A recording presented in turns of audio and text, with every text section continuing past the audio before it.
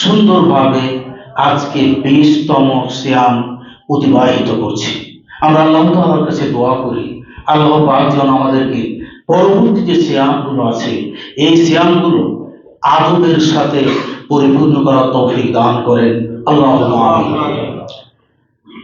আজকের দিবস পার হলেই রমাদানের শেষ দশক শুরু। শুরুতে আমি যথার্থে বলে দিই, সেটা হলো যে আমরা অনেক আগে থেকে শুনে আসছি যে রমজানকে 3টা ভাগে ভাগ করা হয়েছে। রহমত, মাগফিরাত আর বরকত না কি যেন কিভাবে 3 ভাগে ভাগ করা হয়েছে। মূলত এই সংক্রান্ত যে হাদিস আছে এই হাদিসটি ঠিক নয়। আর রমজান মাসের পুরোটাই রহমতের মাস, মাগফিরাতের মাস, বরকতের মাস। যত ধরনের কল্যাণ আছে সব কল্যাণের সমারোহ হচ্ছে রমজান মাস। এটি আমাদের মনে রাখতে হবে। এই রমজান মাসের মধ্যে রমজান মাসের এমনিতেই গুরুত্ব আলাদা রয়েছে, পুরো রমজানের গুরুত্ব আলাদা রয়েছে। এর মধ্যে শেষ দশকের গুরুত্ব প্রথম 20-এর চাইতে বেশি। শেষ দশকের গুরুত্ব, শেষ দশকের ফজিলত প্রথম 20-এর চাইতে বেশি। এর কিছু বৈশিষ্ট্য রয়েছে, এর কিছু ফজিলত রয়েছে। আমরা চেষ্টা করব এর বৈশিষ্ট্যগুলো জেনে বাকি যে সিয়ামগুলো আছে এই সিয়ামগুলো যেন আমরা আরো আদবের সাথে, আরো সুন্নতে আমলগুলো বেশি বেশি করার সাথে পালন করতে পারি। মনে রাখবেন যে এই রমজান মাস হলো আমাদের আসছে নেকি কামাইয়ের মাস। আমাদেরকে প্রত্যেক দিন চেষ্টা করতে হবে যেন আজকের যেটা আগামী দিনে ভালো করতে পারি, গতকালকের যেন আজকের দিনে বেশি আমল করতে পারি। ঠিক যেমনই আমরা আমাদের বাচ্চার পরীক্ষা দেওয়ার ক্ষেত্রে করে, পরীক্ষা অর্ধবার্ষিকী পরীক্ষা দিল, পরীক্ষা দেওয়ার পর একটা রেজাল্ট খারাপ হলো, তখন তার চেষ্টা থাকে যেন বার্ষিক পরীক্ষাটা ভালো হয়। ঠিক এমনভাবে আমাদেরকে প্রত্যেক দিন আমাদের আমলগুলোকে, আমাদের চরিত্রগুলোকে আরো উন্নত করার চেষ্টা করতে হবে। শেষ দশকের যে বৈশিষ্ট্যগুলো রয়েছে এর মধ্যে অন্যতম একটি বৈশিষ্ট্য হচ্ছে আল্লাহর নবী এই শেষ দশকে ভালো কাজগুলো এমনিতেই তিনি গোটা রমজানি করতেন, বিশেষ করে শেষ দশকে নেক আমলগুলো তিনি আরো বেশি বেশি করে করার চেষ্টা করতেন। এটা ছিল আল্লাহর নবীর বৈশিষ্ট্য। শেষ দশকের বৈশিষ্ট্য হচ্ছে এটি। আয়েশা রাদিয়াল্লাহু তাআলা থেকে বর্ণিত, তিনি বলেন কানা রাসূলুল্লাহ সাল্লাল্লাহু আলাইহি ওয়াসাল্লাম ইয়াজতাহিদু ফিল আশরিল আওয়াখির মা লা ইয়াজতাহিদু ফি গায়রিহি। নবী সাল্লাল্লাহু আলাইহি ওয়াসাল্লাম রমাদানের শেষ দশকে যত বেশি সৎ আমল করার চেষ্টা করতেন বাকি কোনো সময় তিনি করতেন না, বাকি অন্য কোন সময় করতেন না। না বাকি রমজান মাসে অর্থাৎ প্রথম 20-এর মধ্যে, না রমজান মাস বাদ দিয়ে বাকি 11 মাসের মধ্যে, কোনদিনও না গোটা বছরের মধ্যে এই 10 দিনে তিনি সবচেয়ে নেকির কাজগুলোকে, ভালো আমলগুলোকে বেশি বেশি করার চেষ্টা করতেন। বেশি বেশি করার চেষ্টা করতেন বলতে আমার অভ্যাস আছে শুধুমাত্র ফরজ সালাত আদায় করা। আমি অভ্যাস করব সুন্নাতে ওয়াজিবা যেগুলো আছে, যে ওয়াক্তের যে সুন্নাতগুলো আছে সেগুলোকে নিয়মিত আদায় করা।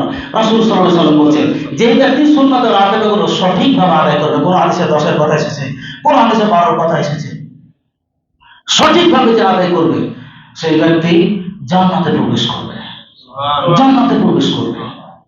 শুধু তাই নয়, ওযু করে আবার সালাত আদায় করার অভ্যাস নেই, আমাদেরকে এটা অভ্যাস করতে হবে। নবী সাল্লাল্লাহু আলাইহি ওয়াসাল্লাম বেলাল রাদিয়াল্লাহু তাআলা আনহুকে বললেন যে বেলাল, কি ব্যাপার, আমি তোমাকে আজকে রাতের স্বপ্নে দেখলাম যে আমি জান্নাতে ঢোকার আগেই তোমার পায়ের আওয়াজ পাচ্ছি।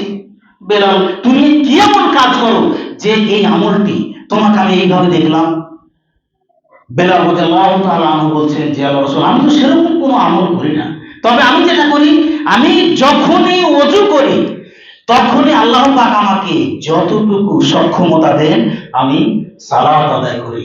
নবী সাল্লাল্লাহু আলাইহি ওয়াসাল্লাম বলছেন যে এই আমলের কারণেই আমি দেখলাম যে আমি জান্নাতে প্রবেশ করার আগেই তোমার জান্নাতে পায়ের শব্দ শুনতে পাচ্ছি। সুতরাং আমাদের যদি ওযু করে কারো সালাত আদায় করার অভ্যাস না থাকে, আমরা চেষ্টা করব তাহিয়াতুল ওযুর সালাত আদায় করা, তাহিয়াতুল মসজিদের সালাত আদায় করা। তাহিয়াতুল মসজিদ অর্থাৎ আমরা যখনই মসজিদে প্রবেশ করব তখনই মসজিদে ঢুকে 2 রাকাত সালাত আদায় করা। আরেকটি যেটা আমরা করবো সেটি হলো, আমাদের অনেকেরই অভ্যাস যে আমরা বাড়ি থেকে এসে মসজিদে উজু করি, কোনো অসুবিধা নেই, আমরা এখানে এসে উজু করবো, এই ক্ষেত্রে কোনো অসুবিধা নেই। তবে মনে রাখবেন, বাড়ি থেকে উজু করে আসার ফলে যেই ফজিলতটা রয়েছে বিনা উজুতে এসে এই ফজিলতটা নাই, এই ফজিলতটা নাই। নবী সাল্লাল্লাহু আলাইহি ওয়াসাল্লাম বলছেন, যে ব্যক্তি বাড়িতে সুন্দর করে উজু করে এরপর মসজিদের উদ্দেশ্যে বের হলো, তার একটা ধাপে নেকি লাগা হবে আর একটা ধাপে পাপ মোচন করা হবে।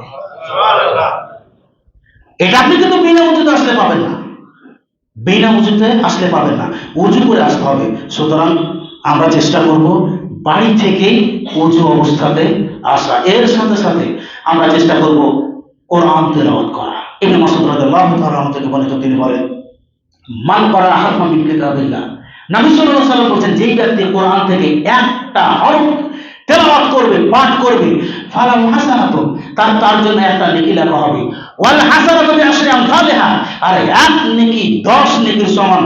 লা আকুলু আলিফ লাম মিম হারফুন, আমি বলছি না যে আলিফ লাম মিম একটা হরফ, ওয়ালাকিন আলিফুন হারফুন ওয়া লামুন হারফুন ওয়া মিমুন হারফুন, বরঞ্চ আলিফ একটা হরফ, লাম একটা হরফ, মিম একটা হরফ। অর্থাৎ আমি যখন বিসমিল্লাহির রহমানির রহিম বলে হরফে মুকাত্তাআত গুলো পড়া শুরু করলাম, যে বিভিন্ন সূরার শুরুতে যে আছে আলিফ লাম মিম, আলিফ লাম রা ইত্যাদি যেগুলো আছে, যখনই আমি এটা পড়া শুরু করলাম, এই আলিফ লাম মিম বলার কারণে আমার জন্য আল্লাহ তাআলা 3 10 30 নেকি লিপিবদ্ধ করবে। এটি হচ্ছে আম নেকি, এটি হচ্ছে সাধারণ নেকি। কিন্তু রমজান মাসে মনে রাখবেন, অন্যান্য 11 মাসের চাইতে রমজান মাসের প্রত্যেকটা আমলের ফজিলত বেশি, প্রত্যেকটা সৎ আমলের ফজিলত বেশি। এই জন্য আল্লাহ তাআলা বলে দিয়েছেন, কুল্লু আমালি ইবনে আদম লাহু ইল্লা সাওম ফাইন্নাহু লি ওয়া আনা আজজি বিহি, বনি আদমের প্রত্যেকটা কাজই হচ্ছে তার জন্য, তবে সাওম ব্যতীত, কারণ সেই ব্যক্তির সাওমটা একমাত্র আমার জন্য, এবং এর প্রতিদান আমি নিজ হাতে দেব, আমি নিজ হাতে দেব। অন্য এক হাদিসে রাসূল সাল্লাল্লাহু আলাইহি ওয়াসাল্লাম বলেছেন, বনি আদমের আমলগুলোকে 10 থেকে 700 গুণ পর্যন্ত বৃদ্ধি করা হয়, মানুষের আমলগুলোকে 10 থেকে 700 গুণ পর্যন্ত বৃদ্ধি করা হয়, তবে সাওম ব্যতীত, তবে সাওম ব্যতীত। তার মানে 700 গুণকে ওভারটেক করে কত গুণ বাড়াবে এটা একমাত্র আল্লাহ তাআলা জানেন। আর আমরা আগে থেকে একটা হাদিস শুনে আসছি কি, যে রমজান মাসের প্রত্যেকটা কাজ 70 গুণ, তাই না? অন্যান্য মাসের যেটা, রমজান মাসে যেটা করবে ওটা হলো 70 গুণ। অথচ আল্লাহ তাআলা কি বলছেন, নেকিকেই বলা হয় 10 থেকে 700 গুণ পর্যন্ত, তবে রোজা বাদ দিয়ে, সিয়াম বাদ দিয়ে। সিয়ামকে 700 পার করে কত গুণ বাড়াবে এটা একমাত্র আল্লাহ তাআলা জানেন। এই জন্য আমাদের এই রমজান মাসে, বিশেষ করে শেষ দশকে, আমাদের চেষ্টা থাকবে আরো বেশি বেশি করে কোরআন তেলাওয়াত করা। শুধু তাই নয়, তার সাথে আরো বেশি বেশি করে ইস্তিগফার করা। নবী সাল্লাল্লাহু আলাইহি ওয়াসাল্লাম বলছেন, আল্লাহ পাক দিনের কোন একটু সময় তার স্মরণ থেকে গাফিল করে দেন, ফলে আমি আল্লাহ তাআলার কাছে দিনে 70 বারেরও বেশি ইস্তিগফার করি, 70 বারের বেশি। অথচ আল্লাহ তাআলা নবীর আগের এবং পরের গুনাহ মাফ করে দিয়েছেন, এরপরে তিনি 70 বারের বেশি গুনাহ আল্লাহ তাআলার কাছে ইস্তিগফার করেন। আমার আপনার মতো পাপিষ্ঠ ব্যক্তির কত ইস্তিগফার করা উচিত আপনি কল্পনা করতে পারেন? কল্পনা করতে পারবেন না। নবী সাল্লাল্লাহু আলাইহি ওয়াসাল্লাম বলেন, যেই ব্যক্তি বলবে আস্তাগফিরুল্লাহাল আযীম আল্লাযী লা ইলাহা ইল্লা হুয়াল হাইয়ুল কাইয়্যুম ওয়া আতুবু ইলাইহি, যেই ব্যক্তি ইস্তিগফার এটা বলবে, সেই ব্যক্তি যুদ্ধের ময়দান থেকে যদি পলায়নকারীও হয়, অথচ যুদ্ধের ময়দান থেকে পলায়ন করা কাবিরা গুনাহ, যুদ্ধের ময়দান থেকে পালিয়ে যাওয়া কাবিরা গুনাহ, যুদ্ধের ময়দান থেকে পালিয়ে যাওয়া ব্যক্তি যদি এটা বলে, সেটা কি আস্তাগফিরুল্লাহাল আযীম আল্লাযী লা ইলাহা ইল্লা হুয়াল হাইয়ুল কাইয়্যুম ওয়া আতুবু ইলাইহি, এরপরে তাকে মাফ করে দেওয়া হবে। যাদের মুখস্থ আছে আলহামদুলিল্লাহ, যদি না থাকে তাহলে করে নেবেন। তার সাথে সাথে যে দোয়াগুলো আছে, জিকির আজকারগুলো আছে, এগুলোকে বেশি বেশি করে করা, এগুলোকে বেশি বেশি করা, বেশি বেশি করে করা। নবী সাল্লাল্লাহু আলাইহি ওয়াসাল্লাম বলেছেন, লিআন আকুলা সুবহানাল্লাহ ওয়ালহামদুলিল্লাহ ওয়া লা ইলাহা ইল্লাল্লাহ ওয়াল্লাহু আকবার আহাব্বু ইলাইয়া মিম্মা তালাআত আলাইহি শামস, আমার কাছে সুবহানাল্লাহ, আলহামদুলিল্লাহ, আল্লাহু আকবার, লা ইলাহা ইল্লাল্লাহ বলা সূর্য যেগুলোর উপরে উদিত হয়, অর্থাৎ গোটা পৃথিবীর চাইতে উত্তম। উত্তম কেন? উত্তম কেন মানে এগুলোর চাইতে এই চারটা শব্দ বলা বেশি দামি, তাই এগুলোর দাম গোটা দুনিয়ার চাইতে বেশি, তাই এই জন্য আল্লাহ নবীর কাছে বেশি প্রিয়। শুধু তাই নয়, নবী সাল্লাল্লাহু আলাইহি ওয়াসাল্লাম কাছে বলছেন আলহামদুলিল্লাহ তামলাউল মিজান। কোন ব্যক্তি যদি আলহামদুলিল্লাহ বলে, এই একবার আলহামদুলিল্লাহ বলা মিজানের পাল্লাকে নেকি দিয়ে পরিপূর্ণ করে দিবেন। ওয়া সুবহানাল্লাহ ওয়াল হামদুলিল্লাহ তামলাআনি ওয়া তামলাউ মা বাইনা সামাওয়াতি ওয়াল আরদ। আর কোন ব্যক্তি যদি সুবহানাল্লাহ এবং আলহামদুলিল্লাহ বলে, তাহলে এই দুইটা শব্দ তার এই জমিন এবং এই আসমানের ফাঁকা জায়গা নেকি দিয়ে পরিপূর্ণ করে দিবেন। সুতরাং আমাদের উচিত এগুলো বেশি বেশি করে পাঠ করা। নবী সাল্লাল্লাহু আলাইহি ওয়াসাল্লাম অন্য এক হাদিসে 100 বার সুবহানাল্লাহ, 100 বার আল্লাহু আকবার, 100 বার আলহামদুলিল্লাহ, 100 বার লা ইলাহা ইল্লাল্লাহ বলার কথা বলেছেন। এটা 100 বার একটা পর্যায়ের কথা বলেছেন। কেউ যদি 100 বার করে বলে তাহলে তাকে এই নেকিটা দেওয়া হবে, কিন্তু 100 বারের বেশি বলা যাবে না। এটা এমন দাঁড়ায় আপনার যত খুশি, যত বার পারে ততবার আপনি বলবেন। নবী সাল্লাল্লাহু আলাইহি ওয়াসাল্লাম সাহাবীকে বলছেন, আলা আদুল্লুকা আলা কানজিন মিন কুনুজিল জান্নাহ, আমি কি তোমাকে জান্নাতের ধনভাণ্ডার সময়ের মধ্যে একটা ধনভাণ্ডারের কথা বলে দিব না? সাহাবী বললেন, ইয়া রাসূলুল্লাহ, জি বলে দিন। নবী সাল্লাল্লাহু আলাইহি ওয়াসাল্লাম বললেন, লা হাওলা ওয়ালা কুওয়াতা ইল্লা বিল্লাহ। লা হাওলা ওয়ালা কুওয়াতা ইল্লা বিল্লাহ বলা, এটা হচ্ছে জান্নাতের ধনভাণ্ডারগুলোর মধ্যে একটা ধনভাণ্ডার। অর্থাৎ আমি যখনই বলবো লা হাওলা ওয়ালা কুওয়াতা ইল্লা বিল্লাহ, আমার জন্য আল্লাহ তাআলা একটা ধনভাণ্ডার বরাদ্দ করে দিবেন। আপনি যতবার বলবেন ততটা ধনভাণ্ডার আল্লাহ তাআলা আপনার জন্য, আমার জন্য বরাদ্দ করে দিবেন। শুধু তাই নয়, নবী সাল্লাল্লাহু আলাইহি সাল্লাম বলেন, মান ক্বালা সুবহানাল্লাহি ওয়া বিহামদিহি, অন্য হাদিসে বলেছেন, মান ক্বালা সুবহানাল্লাহিল আযীম ওয়া বিহামদিহি ওয়ালাসাত লাহু নাখলাতুন ফিল জান্নাহ। যেই ব্যক্তি বলবে সুবহানাল্লাহিল আযীম ওয়া বিহামদিহি অথবা সুবহানাল্লাহি ওয়া বিহামদিহি সুবহানাল্লাহিল আযীম, সেই ব্যক্তির জন্য একবার বলার কারণে একটা খেজুরের গাছ জান্নাতে রোপণ করা হবে। সুতরাং এই জিকির আজকাল সহ যেগুলো আছে এগুলোকে আমাদেরকে বেশি বেশি করতে হবে। শেষ দশকের আরেকটি যেটা বৈশিষ্ট্য, সেটি হলো যে শেষ দশকের মধ্যে আল্লাহ তাআলা লাইলাতুল কদর দিয়েছেন। এই শেষ দশকে আল্লাহ তাআলা লাইলাতুল কদর দিয়েছেন এবং এই নামে আল্লাহ তাআলা একটা স্বতন্ত্র সূরা অবতীর্ণ করে দিয়েছেন। ইন্না, আমাদের অনেকেরই সূরাটা মুখস্থ আছে, ইন্না আনজালনাহু ফি লাইলাতুল কদর ওয়া মা আদরাকা মা লাইলাতুল কদর লাইলাতুল কদর খায়রুম মিন আলফি শাহর।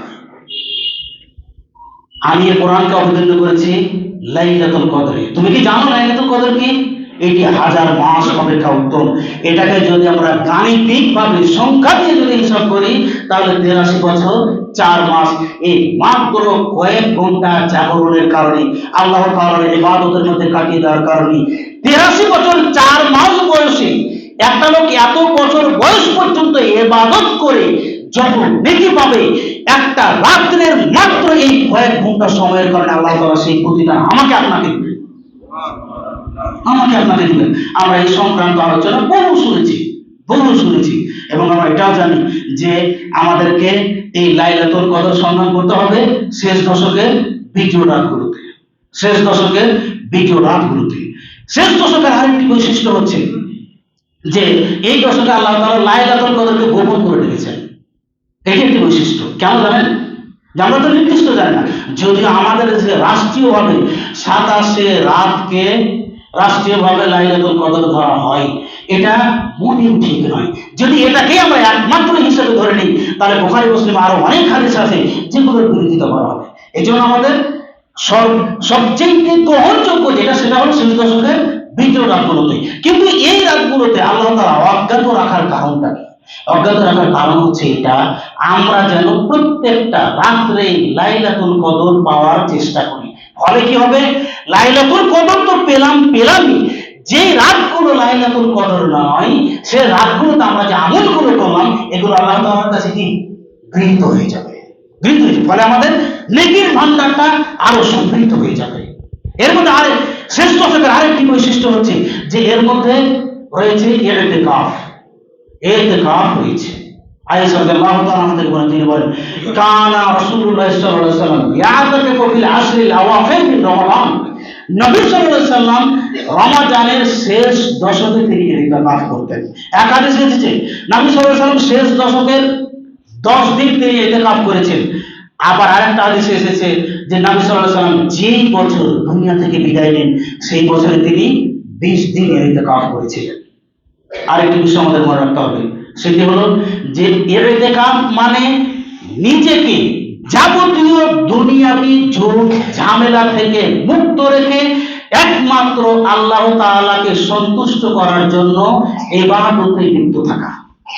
ইবাদতে লিপ্ত থাকা সরই ইতিকাফ, যেটা সরই ইতিকাফ সেটা হলো যে আমরা রমজান মাসের শেষ দশক যেটা এটা বুঝি। তবে ইতিকাফের সর্বনিম্ন কোনো সময় নেই।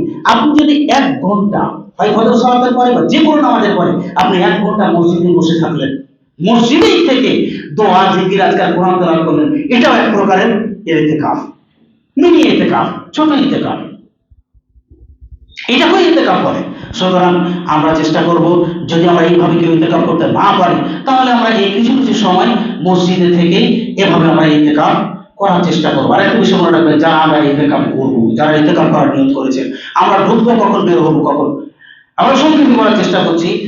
আমরা ঢুকবো অবশ্যই 20 রমজানের ইফতারের পূর্বেই, অর্থাৎ আজকে বিশ্ব রমজান, যারা ইতিকাফ করবেন তারা আজকে ইফতারের পূর্বেই মসজিদে প্রবেশ করবেন। অবশ্যই যেই মসজিদে জামাতের সাথে সালাত আদায় করা হয় ওই মসজিদ ব্যতীত ইতিকাফ হবে না, মহিলাদেরও না, কোন মহিলা যদি ইতিকাফ করতে চায় বাড়িতে করবে, বাড়িতে হবে না, মসজিদেই করা লাগবে। এবং যেই মসজিদে জামাতের সাথে সালাত আদায় করা হয় এবং বের হবে যখন ঈদের চাঁদ দেখা যাবে তখন। তবে উত্তম হচ্ছে একেবারে ইতিকাফের স্থান থেকে ঈদের সালাত আদায় করতে বের হওয়া, এটাই হচ্ছে উত্তম।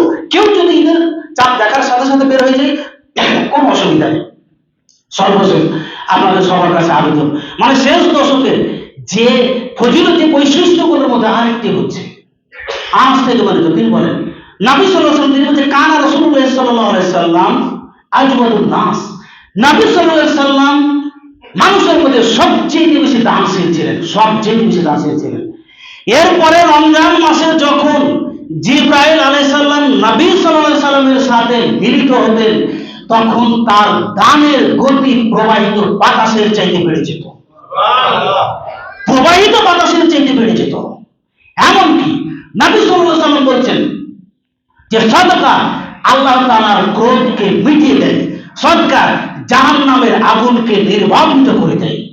আর আমি যে কথাটা বললাম ওটা মনে রাখবেন, একবার রমজান শেষ হওয়া পর্যন্ত, সেটা কি আপনার রমজান মাসের প্রত্যেকটা আমলের দাম বাকি 11 মাসের চাইতে বেশি। এমনকি কাউকে ভালো উপদেশ দেওয়া